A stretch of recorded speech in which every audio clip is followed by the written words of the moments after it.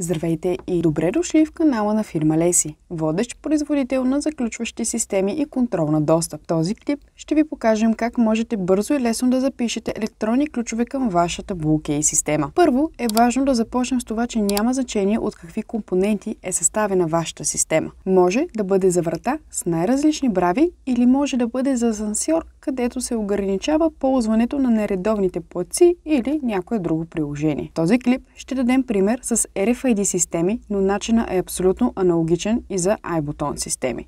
Просто там четецът е метален и трябва новите чипове да се допрат плътно в гнездото. Оттам нататък логиката и методите са идентични като тези, които ще ви покажем сега. Важно упоменание преди да започнем. Винаги препоръчваме преди монтажа на системата монтажника да е навържен на масата, за да се запознае с работата и връзките. За повече информация имаме специално видео в нашия канал, което може да намерите в линковете в описанието. Всеки един контролер идва с подробно ръководство на български език за монтаж и употреба. В това ръководство ще намерите и най-детайлната информация за всеки контролер, включително как да записвате чипове, как да ги изтривате, как да управлявате всеки един от тях и цялостното управление на системата. Съветваме ви да пазите това ръководство, защото то е точно и конкретно за вашия сериен номер контролер. Записа на чиповете може да стане още при свързването на маса от монтажника или след монтирането на системата. В случая ние ще използваме вече монтирана система на демоборд. Така че да започваме. Много често след монтажа това, което имате вие е един мастер ключ и торба с незаписани потребителски ключове към системата. Първо ще покажем как се записва един ключ, а после ще покажем как се записват много ключове наведнъж, така че останете до края на видеото. Ако системата ви е монтирана на врата, съветваме ви да работите на отворена врата. Ако системата ви е в асансьор или на друго място, то тогава няма значение. Записването става изключително лесно. Взимате мастер чипа, допирате го до четеца и той се светва в жълто за 15 секунди. През това време допирате новия потребителски чип. Системата го записва и той вече отключва вратата, както виждаме сега. Тъй като BlueKey контролера е току-що монтиран, в него няма предишни записани ключове, този потребителски ключ, който току-що записахме, заема позиция 1. Тези позиции са важни само ако искате в последствие да управлявате всеки един ключ индивидуално. Примерно, ако имате изгубен ключ и искате да го изтриете, без да влияете на всички останали ключове. Номера на ключа е изключително важен в системите за контрол на достъп в асансьори, защото там е от основна важност да знаете кой ключ да спрете временно, когато собственика му не си плаща сметките. Както виждате, записването на единичен ключ е изключително лесно и може да го правите по всяко едно време.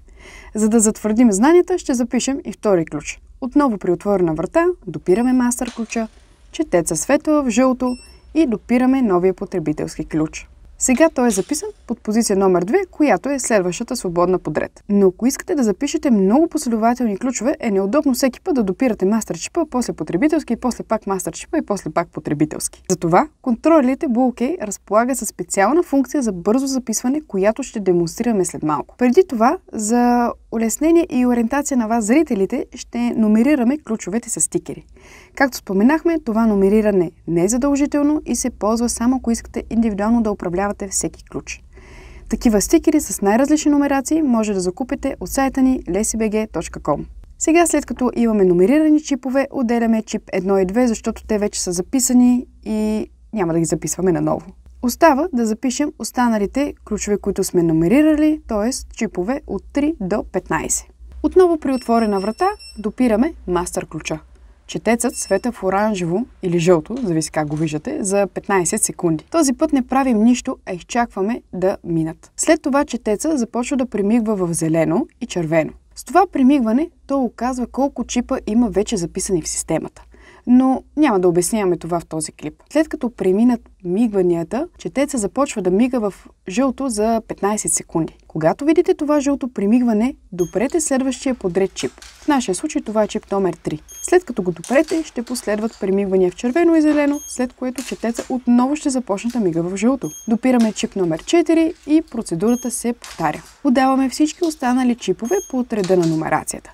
Тук е много важно да не размените местата на стикерите и поредността, в която ги подавате. Крайна сметка, системата записва чиповете под реда, в който са записани, а не спрямо какъв стикер е сложен отгоре. Така, сега всички 15 чипа са записани. За да сумираме казаното до момента, Накратко, когато искате да запишете само няколко чипа, използвате първата фаза на жълтото, когато то свети постоянно. В ръководството то се нарича фаза А. Когато искате бързо да запишете повече чипове, изчакате жълтото да мига и подайте чиповете един след друг, като изчаквате отново мигането на жълтото.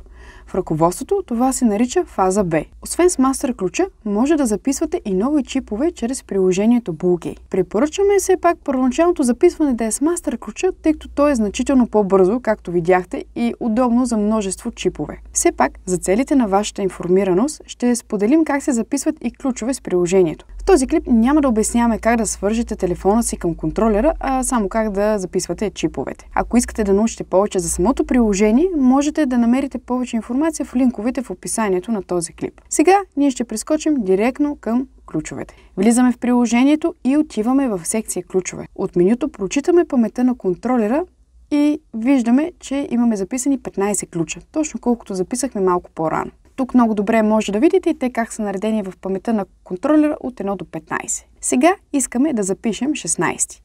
Влизаме в 16-та позиция. Виждате, имаме няколко опции. Можем да запишем на кой чипа, телефонен номер, ако трябва за контакт.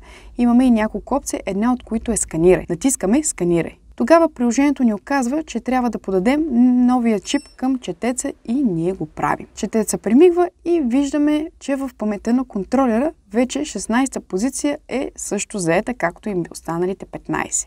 Сега този чип, който току-що подадахме, е записан под номер 16. Удобството при приложението е, че може и да не спазвате поредността, може да запишете и чип на позиция номер 20, примерно, без предишните позиции да са заети, но това си е ваш избор. С това ви демонстрирахме възможните начини за записване на нови ключове към вашата система BlueKey.